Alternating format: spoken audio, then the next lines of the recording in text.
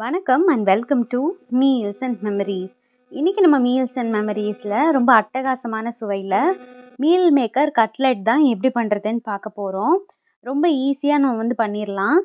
வாங்க time waste பண்ணாமல் இதை எப்படி பண்ணுறதுன்னு சொல்லி பார்த்துடலாம். நான் இன்றைக்கி ஒரு கப் அளவு மீல் மேக்கர் எடுத்திருக்கேன். இதை சுடு தண்ணி நல்லா காய வச்சு அதில் போட்டிருக்கேன். தண்ணி நல்லா பபிள்ஸ் வர்ற அளவுக்கு நல்லா காஞ்சதுக்கப்புறமா மீல் மேக்கரை நம்ம போட்டு ஒரு 20லேருந்து 25 நிமிஷம் போல் அதை அப்படியே தண்ணியில் ஊறட்டும். அதுக்குள்ளே நம்ம பிரெட் க்ரம்ஸ் ரெடி பண்ணிக்கலாம். நம்ம மீல் மேக்கர் கடைசியாக கோட்டிங் கொடுத்ததுக்கப்புறமா கார்ன்ஃப்ளவர் மாவில் கோட்டிங் கொடுத்ததுக்கப்புறமா பிரெட் க்ரம்ஸில் போட்டு எடுப்போம் இல்லையா கட்லெட்டுக்கு, அதுக்கு நம்ம பிரெட் க்ரம்ஸ் ரெடி பண்ணிக்க போகிறோம். நீங்கள் பிரெட் க்ரம்ஸ் ஏற்கனவே வாங்கியிருந்தீங்க, பிரெட் க்ரம்ஸாகவே வாங்கியிருந்தீங்கன்னா அதை யூஸ் பண்ணிக்கோங்க. நான் பிரெட்டில் இருந்து தான் பண்ண போகிறேன்.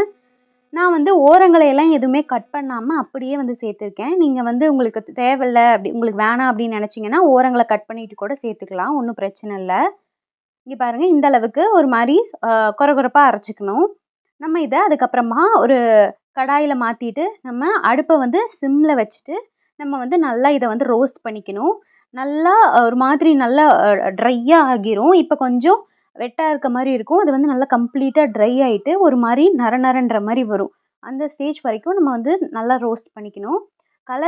கலர் எதுவுமே மாற தேவையில்லை. நம்ம அடுப்பை சிம்மில் வச்சுட்டு பண்ணோம் அப்படின்னா கலர்லாம் எதுவுமே மாறாமல் நல்லா இங்கே பாருங்கள் ரவை மாதிரி வந்திருக்கும். இந்த கன்சிஸ்டன்சி பார்த்தீங்கன்னா இங்கே பாருங்கள் இந்த ரவை மாதிரி இருக்கும். ஸோ இந்த அளவுக்கு வந்துருச்சுன்னா கரெக்டான பதம். கலர் எதுவும் மாற தேவையில்லை. அப்படி எதுவும் மாறிடாமல் இருக்கிறதுக்கு தான் சிம்மில் வச்சு பண்ணுறோம். ஸோ இந்த அளவுக்கு ஆன உடனே நம்ம அடுப்பை ஆஃப் பண்ணிவிட்டு இதை வேற ஒரு பிளேட்டுக்கு மாற்றி வச்சிடலாம். பிளேட்டில் மாற்றி வச்சிட்டோன்னா நம்ம கடைசியாக அதுக்கு கோட்டிங் கொடுக்கும்போது ஈஸியாக இருக்கும். அடுத்ததான் நம்ம அதே மிக்ஸி ஜாரில் நம்ம கட்லெட்டுக்கு தேவையான பொருட்கள்லாம் கொஞ்சம் அரைச்சி எடுத்துக்கலாம். நான் 2 வரமிளகாய் சேர்த்துருக்கேன். மேலே இருக்க காம்பை எடுத்துகிட்டு வரமிளகாய் சேர்த்துருக்கேன். ஒரு 5லேருந்து 6 பல் பூண்டு, அப்புறமா 1 ஸ்பூன் அளவுக்கு சோம்பு சேர்த்து மிக்சியில் கொஞ்சம் கொரகொரப்பாக அரைச்சிக்கலாம். அதுக்கப்புறமா நம்ம ஏற்கனவே ஊற வச்சுருந்த மீல் மேக்கர் பார்த்திங்கன்னா ஒரு 25 நிமிஷம் போல் ஆகியிருக்கு. அதை நம்ம அந்த சுடு தண்ணியிலேருந்து வடிச்சிட்டு நம்ம நார்மலான கோல்டு வாட்டரில் ஒரு 2லேருந்து 3 தடவை நல்லா அலசிட்டு அதுக்கப்புறமா தண்ணியெல்லாம் நல்லா புழிஞ்சிட்டு அதுக்கப்புறமா நம்ம மிக்ஸி ஜாரில் சேர்த்துக்கணும். நம்ம தண்ணியெல்லாம் நல்லா புழிஞ்சிட்டு சேர்த்தோம் அப்படின்னா தான் டேஸ்ட் ஒட்டும். இல்லைனா நம்ம என்ன தான் மீல் மேக்கரில் செஞ்சால் கூட டேஸ்ட்டு ஒட்டாத மாதிரியே இருக்கும். உங்களுக்கு இந்த மாதிரி இருந்ததுன்னா கண்டிப்பாக நல்லா தண்ணியை புழிஞ்சிட்டு அதுக்கப்புறமா செஞ்சு பாருங்கள். நம்ம அதையும் சேர்த்துட்டு நம்ம மிக்ஸி ஜாரில் நல்லா அரைச்சி எடுத்துக்கணும். அதுக்கப்புறமா நம்ம ஒரு கடாயில் ஒரு 3 ஸ்பூன் அளவுக்கு எண்ணெய் சேர்த்துட்டு நம்ம ஒரு பெரிய வெங்காயத்தை இந்த மாதிரி பொடி பொடியாக கட் பண்ணி வச்சுருக்கேன், அதையும் சேர்த்துட்டு நம்ம நல்லா வதக்கி விட்டுடலாம். வெங்காயம் நல்லா நிறம் மாதிரி வர வரைக்கும் வதக்கிக்கலாம். கூடவே ஒரு 2 கொத்து கருவேப்பிலையும் சேர்த்துக்கிறேன்.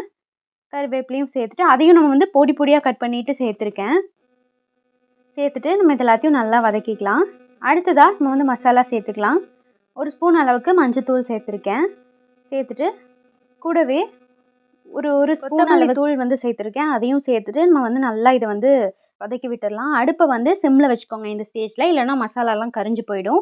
ஸோ அடுப்பை சிம்மில் வச்சுட்டு ஒரு 2 நிமிஷம் போல் அது எண்ணெயிலேயே மசாலாலாம் நல்லா வதங்கட்டும்.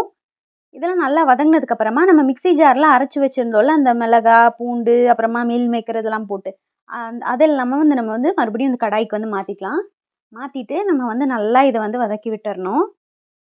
நீங்கள் தண்ணி நல்லா புழிஞ்சிட்டு சேர்த்து அரைச்சிருந்தீங்க அப்படின்னா கொஞ்சம் கூட கொலன்னே இருக்காது. கொஞ்சம் தண்ணி இருந்துச்சுன்னா கொஞ்சம் ஈரப்பதம் அதிகமாக இருக்கிற மாதிரி இருக்கும். பட் அது நம்ம அடுப்பில் வச்சு இது பண்ணும்போது சரியாயிடும். பட் நல்லா புழிஞ்சிட்டு சேர்த்துக்கோங்க. இப்போ நம்ம இந்த இதுக்கு தேவையான அளவு உப்பு சேர்த்துக்கலாம். நான் தூள் உப்பு சேர்த்துருக்கேன். கல் உப்பு சேர்த்தா கரையாது அப்படிங்கிறதுனால தூள் உப்பு சேர்த்துக்கிறேன். தேவையான அளவு தூள் உப்பு சேர்த்துக்கிட்டு நம்ம இது எல்லாத்தையும் நல்லா கலந்து விட்டுடலாம். நல்லா கலந்து விட்டுட்டு நம்ம இதை தனியாக ஒரு இந்த மாதிரி ஒரு பேசனில் கொட்டி நம்ம நல்லா ஆற வச்சிடலாம். இது நல்லா கை பொறுக்கிற சூட்டுக்கு ஆறுனதுக்கப்புறமா நம்ம கொத்தமல்லி தழை கொஞ்சமாக சேர்த்துக்கலாம். கூடவே ஒரு 2லேருந்து 3 ஸ்பூன் அளவுக்கு அரிசி மாவு சேர்த்துக்கலாம். ரொம்ப ஈரப்பதமாக இருக்குது அப்படின்னு நினச்சிங்கன்னா இந்த அரிசி மாவு சேர்த்தோம் அப்படின்னா அது கரெக்டாக டேலி ஆகிடும். அதுக்காக தான் அரிசி மாவு சேர்த்துக்கிட்டு அடுத்ததான் நம்ம இதை நம்ம நல்லா பிசைஞ்சிக்கலாம். நான் உருளைக்கிழங்கு 2 போல் உருளைக்கிழங்கை நல்லா ஒரு 20லேருந்து 25 நிமிஷம் வேக வச்சு எடுத்திருக்கேன். அதை தோல் உரிச்சிட்டு இந்த மாதிரி நல்லா கையில் மசிச்சு விட்டுக்கிறேன். இதை ஃபுல்லாக மசிச்சு விட்டுட்டு அதுக்கப்புறமா நம்ம அரைச்சி வதக்கி வச்சுருக்கோம்ல அந்த மீல் மேக்கரில் நம்ம சேர்த்துக்கலாம். எதுக்காக நம்ம உருளைக்கிழங்கு சேர்க்குறோன்னா நம்ம நல்லா ரவுண்டாக பிடிச்சி அமுக்கும்போது அந்த ஷேப் வர்றதுக்கு, அந்த கன்சிஸ்டன்சி வர்றதுக்கு இந்த உருளைக்கிழங்கு ஹெல்ப் பண்ணும். அதுக்காக நம்ம உருளைக்கிழங்கு சேர்த்துக்கிறோம். இப்போ இதையும் நம்ம அந்த மிக்ஸோடவே சேர்த்துட்டு இது எல்லாத்தையும் நல்லா நம்ம வந்து பிசைஞ்சு எடுத்துக்கணும். நல்லா ஒன்று சேர்ந்து வர மாதிரி நல்லா கைகளால் இந்த மாதிரி நல்லா பிசறி விட்டு எடுத்துக்கோங்க. பாருங்கள், இந்த அளவுக்கு நல்லா பிசைஞ்சுக்கணும். இப்போ நம்ம இதை ஓரமாக எடுத்து வச்சிடலாம். அடுத்ததாக நம்ம வந்து கோட்டிங் பண்ணுறதுக்கு நம்ம வந்து கார்ன்ஃப்ளவர் மாவு பேஸ்ட் மாதிரி கரைக்க போகிறோம். ஸோ 2லிருந்து 3 ஸ்பூன் அளவுக்கு கார்ன்ஃப்ளவர் மாவு சேர்த்துக்கிட்டு கொஞ்சமாக தண்ணி சேர்த்து இதை வந்து நல்லா திக்காக பேஸ்ட் மாதிரி கரைச்சிக்கிறோம். நீங்கள் வந்து விருப்பப்பட்டால் இது கரைச்சிக்கலாம். இல்லைன்னா முட்டையை வந்து உடச்சி ஊற்றி முட்டையை நல்லா பீட் பண்ணிவிட்டு அதில் கூட டிப் பண்ணி எடுத்துக்கலாம். நீங்கள் வெஜிடேரியனா இந்த மாதிரி பண்ணிக்கோங்க. இல்லை முட்டை சாப்பிடுவீங்க அப்படின்னா முட்டை போட்டு கூட பண்ணிக்கலாம். ஸோ இதை கட்டிகள் இல்லாமல் நல்லா கரைச்சி எடுத்துக்கணும். இந்த மாதிரி துளி கூட கட்டியே இருக்கக்கூடாது. இந்த அளவுக்கு நல்லா கரைச்சிக்கலாம். அடுத்ததாக நம்ம வந்து உருண்டை பிடிச்சிக்கலாம். நம்ம ஏற்கனவே பிசைஞ்சு வச்சோம் இல்லையா, அதை வந்து நம்ம வடையெல்லாம் சுடுவோம்ல, பருப்பு வடை, அந்த அளவுக்கு நம்ம வந்து வர மாதிரி நம்ம வந்து உருண்டைகளாக பிடிச்சிக்கலாம். இது உருண்டையாக பிடிச்சதுக்கப்புறமா நம்ம வந்து கையில் வச்சு இந்த மாதிரி தட்டிக்கணும். ஃப்ளாட்டாக வர மாதிரி கொஞ்சமாக தட்டிக்கோங்க. இது வந்து உடஞ்சி எதுவும் வராது, நம்ம உருளைக்கிழங்கு அதெல்லாம் சேர்த்துருக்கிறதுனால. தட்டிட்டு அதுக்கப்புறமா ஓரங்களையெல்லாம் இந்த மாதிரி கையை வச்சு அப்படியே அழுத்தி விடுங்க. இது எதுக்காகனா அது உடஞ்சி வராமல் இருக்கும். அதுக்காக நம்ம வந்து அந்த ஷேப் அப்படியே பர்ஃபெக்டாக நிற்கும். அதுக்காக நம்ம இந்த மாதிரி பண்ணிக்கிறோம். இதே மாதிரி நம்ம எல்லா உருண்டைகளையும் பண்ணிக்கணும்.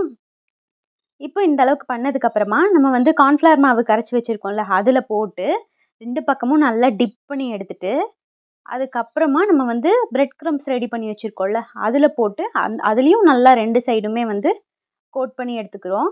நல்லா கோட் பண்ணிவிட்டு கையை வச்சு நல்லா சுற்றியும் ஃபுல்லாக அழுத்தி விட்டுடுறோம். எக்ஸ்ட்ராவாக இருக்கிறதெல்லாம் கீழே விழுந்துடும். ஸோ இது வந்து கரெக்டாக இருக்கும். அவ்வளோதான். இதே மாதிரி நம்ம எல்லாத்தையும் பண்ணி நம்ம வந்து எடுத்து வச்சுக்கலாம். எடுத்து வச்சுட்டு அதுக்கப்புறம் நம்ம வந்து ஒன்றா பொரித்து எடுத்துக்கலாம். பிரெட் க்ரம்ஸ் எல்லாம் இந்த மாதிரி நல்லா கோட் பண்ணிவிட்டு அதுக்கப்புறம் கையிலால் இந்த மாதிரி சுற்றியும் விட்டிங்க அப்படின்னா எக்ஸ்ட்ராவாக இருக்கிறதெல்லாம் விழுந்துடும். ஓகேவா? இப்போ நம்ம அடுத்ததாக நம்ம இதை வந்து தனியாக எடுத்து வச்சுட்டு மீதி இருக்கிறது எல்லாத்தையும் நம்ம இதே மாதிரி பண்ணி எடுத்துக்கலாம். ஈவினிங் டைம் ஸ்நாக்ஸ்க்கு கண்டிப்பாக ஒரு நாள் இந்த கட்லெட் செஞ்சு பாருங்கள். எல்லாருமே ரொம்ப விரும்பி சாப்பிடுவாங்க. நம்ம சேனலில் இன்னும் மற்ற கட்லெட், வெஜ் கட்லெட்ஸ் அதெல்லாமே கூட வரும். ஸோ நம்ம சேனலில் சப்ஸ்கிரைபும் பண்ணி வச்சுக்கோங்க. இதே மாதிரி நம்ம எல்லாத்தையும் பிடிச்சிட்டு இதே மாதிரி ஃப்ளாட்டாக தட்டிட்டு அதுக்கப்புறமா அதே மாதிரி கார்ன்ஃப்ளவர் மாவில் போட்டு ஒரு டைம் டிப் பண்ணிவிட்டு தென் வந்து பிரெட் க்ரம்ஸில் போட்டு அதுலேயும் நல்லா கோட்டிங் கொடுத்துட்டு நம்ம வந்து எடுத்து வச்சுக்கலாம். இந்தளவுக்கு நம்ம எல்லாத்தையும் நல்லா கோட் பண்ணிவிட்டு எடுத்து வச்சுக்கலாம். எனக்கு இன்றைக்கி வந்து பார்த்திங்கன்னா மொத்தமாக 13 கட்லெட் வந்து வந்தது இந்த அளவுக்கு. நம்ம அடுத்ததாக எண்ணெயை நல்லா சூடு பண்ணிவிட்டு நம்ம வந்து எண்ணெயில் போட்டு நல்லா டீப் ஃப்ரை பண்ணி எடுத்துக்கலாம். ஒரு டைமில் பார்த்திங்கன்னா 4லேருந்து 5 வரைக்கும் போடலாம். அப்படியே போட்டு 2 பக்கமும் நல்லா திருப்பி விட்டு நம்ம வந்து நல்லா பொரிச்சு எடுத்துக்கணும். கலர் வந்து நல்லா ப்ரௌன் கலரில் மாறி வர வரைக்கும் பொரிச்சு எடுத்துக்கணும். தீஞ்சிராமல் 2 பக்கமும் மிதமான சூட்டில் வச்சு நல்லா வந்து பொரிச்சு எடுத்துக்கணும். அவ்வளோதான், அருமையான மீல் மேக்கர் கட்லெட் வந்து தயாராகிடுச்சு. இதை வந்து நம்ம கொஞ்சமாக டொமேட்டோ சாஸ் வச்சு தொட்டுக்கிட்டு சாப்பிட்டோன்னா அட்டகாசமாக இருக்கும். கண்டிப்பாக ஈவினிங் டைம் ஸ்நாக்காக செஞ்சு பார்த்துட்டு எப்படி வந்துச்சுன்றதை கமெண்ட்ஸில் சொல்லுங்கள். உங்களுக்கு இந்த ரெசிபி பிடிச்சிருக்குன்னு நம்புகிறேன். அப்படி பிடிச்சிருந்தா இந்த வீடியோவை லைக் பண்ணிவிட்டு நம்ம சேனல் மீல்ஸ் அண்ட் மெமரிஸை சப்ஸ்கிரைப் பண்ணிக்கோங்க.